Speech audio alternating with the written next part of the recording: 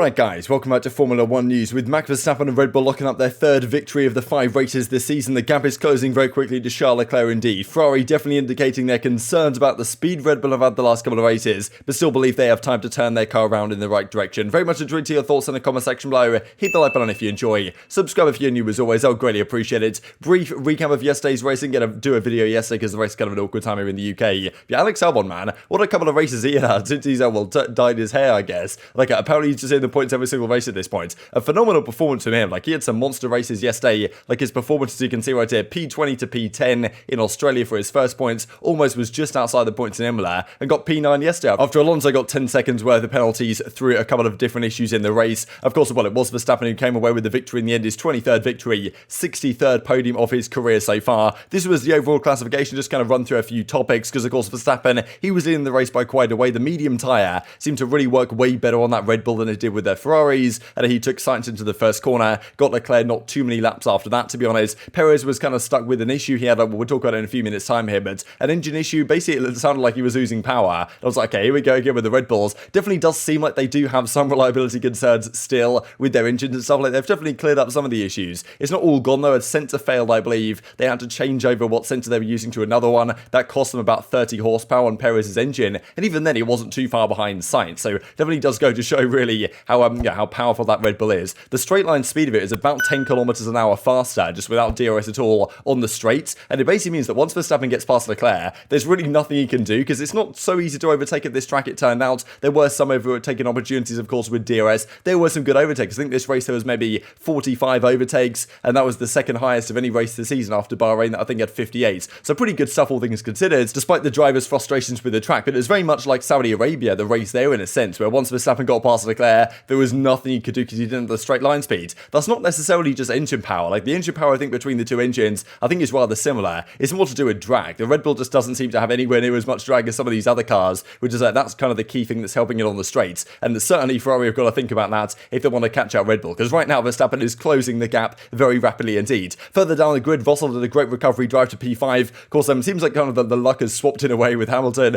really getting all the bad luck with safety cars lately, and Russell kind of advantages from here. But of course, you've got to put yourself in the position to take advantage of it. He goes a monster stint, honestly, with the hard tyres. The safety car comes out with an incident between Gasly and Norris. Alonso was causing carnage all across the racetrack, to be honest. He barreled into Gasly and kind of caused him a bit of damage. He was suffering a bit, then kind of he didn't check his left mirror. Norris tried to come up the inside. The collision happens. Both of them out of the race, but Norris had a pretty hard time that day anyway. Riccardo got P11 in the end. Ocon P8, great drive from him up from P20. Bottas maybe could have held off at least one of the Mercedes towards the end of the race, but definitely maybe quite didn't have the pace, but also made a mistake, and both Russell and Hamilton got him. A bit of a tussle between them in the end, but Russell pitted for new tyres. Hamilton didn't. And Schumacher probably would have had a point here if he didn't barrel into Sebastian Vettel towards the end, taking them both out. It certainly was a bit of an incident. But yeah, credit to Albon. He gets, well, P10, P9 eventually, after Alonso gets that additional penalty that we just looked at. Let's talk about Mercedes real quick. This kind of the comparison of the two cars. Early on this weekend, it was kind of interesting how, well, the first day at least, it looked like Mercedes were going to be battling for pole position this weekend. Then I think their perspective is the conditions seem to align perfectly for them. The track temperature, the winds, the kind of surface of the track seemed to work really well with their setup on Friday. Then on Saturday it was very much a different story, and they then had to go very defensive, I guess, with their ride height and stuff, pretty much back to where they were like at previous races on the race on Sunday to make sure the car wasn't completely undrivable, which even Russell was saying, yeah, it wasn't particularly great, and Hamilton was saying doesn't seem like they've really made many improvements. But on Friday they did show this car has it in it to actually be competitive when things align perfectly. They've just got to make sure that happens way more often than it currently is. But they've shown something in this car, that there is some pace there. But it's of course being unlocked nowhere near as often as what we've seen it from the two front runners right now. Impressive from George Russell once again, like after having a poor qualifying, to recover from P12 to P5 again.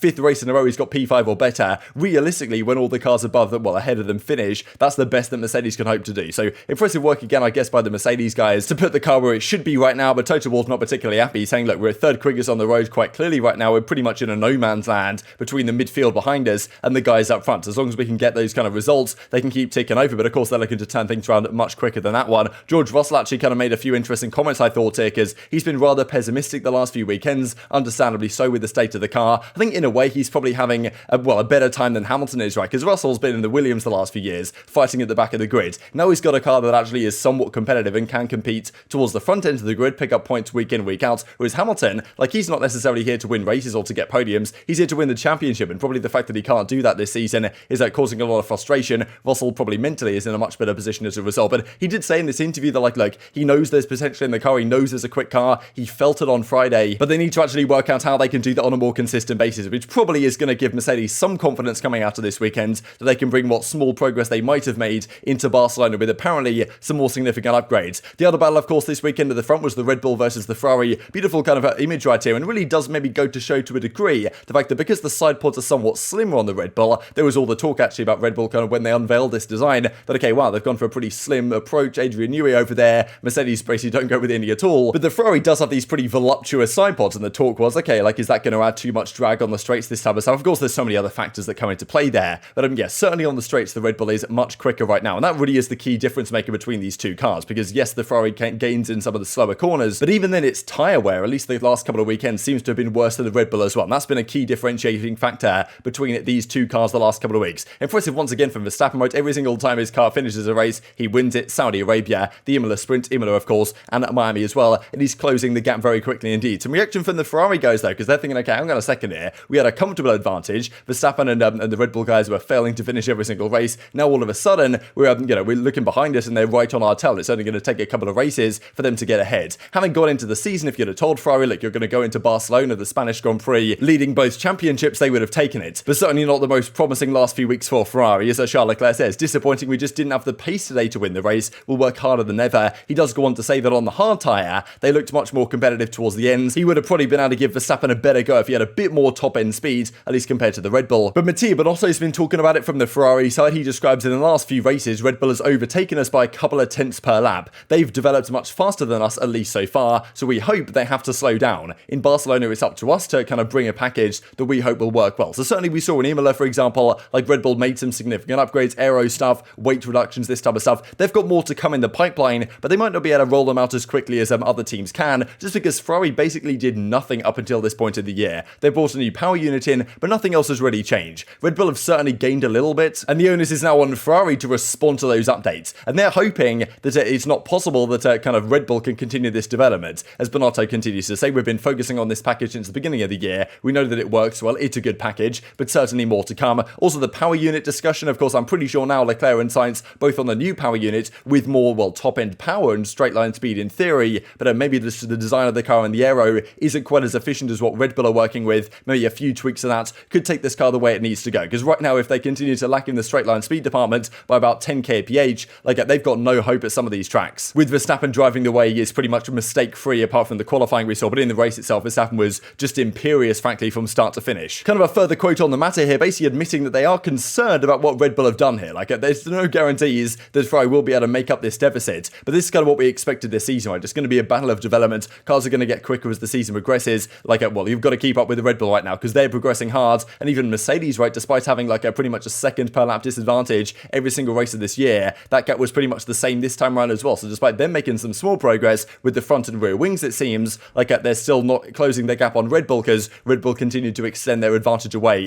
This is what Binotto has to say. 5 races have gone, we are leading both championships. That's great, we should not be too disappointed, but it is true that Red Bull have improved their car since the start of the season. Red Bull have introduced upgrades, and if I look at the last 2 races, maybe they've gone a couple of tenths per lap faster than us. It's no doubt that in order to keep up the pace, we have to develop ourselves, including upgrades. I hope, because there is a budget cap though, that at some stage Red Bull will stop developing. Otherwise, I think I will not understand how they can do that. Basically saying, look, there's a limited budget that teams are allowed to spend this year. They've, well, hopefully, at least from Binotto and Ferrari's perspective, spent a lot of that up front here early on in the season with the upgrades they have brought through, and they won't be able to do so much for the rest of the year, whereas Ferrari have more in their back pocket that they can deploy through the rest of the season. And he's going to be like, look, if they keep bringing upgrades at the same pace that kind of we're planning to over the coming races, then how are they even possibly going to be able to do that? And if they can somehow do that, then Ferrari should understandably be seriously concerned about the future of this season and how it is progressing. Like, well, as Binotto goes on to say, they were faster the last 2 races in a row thanks to upgrades early this season. The budget cap sets a limit to what you can spend though, so I hope at one point they'll stop developing. We will bring upgrades at Barcelona, so we shall see how that turns around for Ferrari. Like, this weekend, nothing really was new brought to the Red Bull car. They made their upgrades in Imola. Whether they'll bring something to Barcelona, lots of teams are bringing upgrades to Barcelona. I think there were some rumours even that Aston Martin are bringing like an entirely new car, not a whole new car, but like their car's going to be a lot different in Barcelona than what we've seen so far. Mercedes, that is where we're expecting to see some significant aero changes and stuff like this, so we'll see how it goes, but reason to be concerned, I think, understandably, from the Ferrari side the last couple of races. Red Bull, though, don't have well, they haven't had some flawless weekends right here. Like even Perez says, we're working hard because every time we are finding different issues. He had a struggle in the race yesterday when he said he was losing power, and I think they had to change one of the sensors over in his engine, which lost him about 20 kilowatts, 26 or so horsepower. That, if he'd have maybe had that advantage in the engine, he might have been able to, probably would have taken Sainz. Would he have taken Leclerc? That's another question entirely, but probably he would have got on the podium if that wasn't the case. So still, I'm surprised, honestly, the car didn't just come to a grinding halt, and then a few laps later, the same happened to Verstappen, but they've obviously dealt with the kind of terminal issues, at least us so far, but they are still encountering some problems, of course, in practice on Friday. Verstappen barely got any laps in either, because the car had some serious issues that they had to iron out. So that's the thing, as Verstappen says, we just have to nail down a really positive weekend without issues. So they win the race, they get maximum points. Verstappen has the fastest lap, but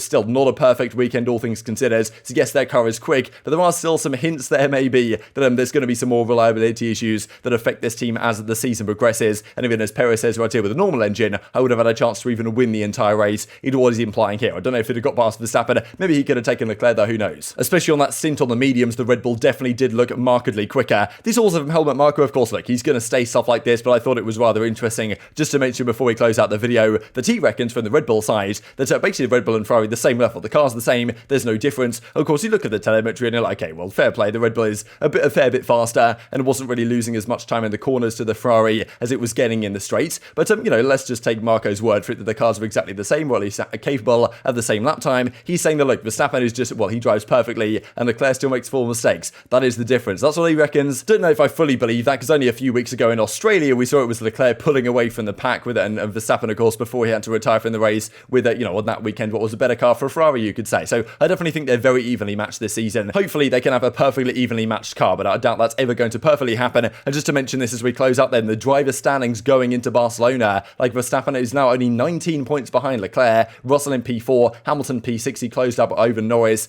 after all. Norris is DNF this time around. Bottas not too far behind Hamilton either, so really entertaining driver standings. But yeah, the Red Bull guys are catching Leclerc as quick as they possibly can. That leaves the constructors looking like this. Only 6 points now the advantage for Ferrari. Like if the season goes as it has, Red Bull are certainly going to overtake. Mercedes really in a league of their own in third, but it is great to see every single team on the board and Williams picking up some more points this past weekend as well. But very much intrigued to your thoughts and all this stuff in the comment section below. Hit the like button if you enjoyed, subscribe if you're new as always, take care of yourselves, and I will see you next time.